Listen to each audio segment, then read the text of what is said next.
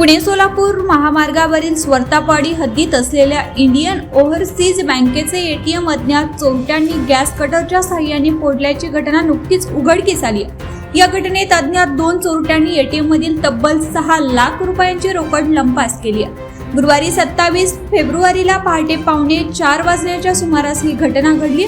पोलिसांनी दिलेल्या माहितीनुसार मध्यरात्रीच्या सुमारास 2 अज्ञात चोरटे एटीएम सेंटरमध्ये घुसले। गॅस कटरच्या मदतीने त्यांनी मशीन फोडली आणि त्यातील रक्कम घेऊन पसार झाले। हा संपूर्ण प्रकार पहाटे उघडकीस आल्यानंतर परिसरात खळबळ उडाली आहे। घटनेची माहिती मिळताच उरुळी कांचन पोलीस घटनास्थळी दाखल झाले। पोलिसांनी सीसीटीव्ही फुटेज तपासणीसाठी हाती घेतले असून चोरट्यांचा शोध सुरू आहे।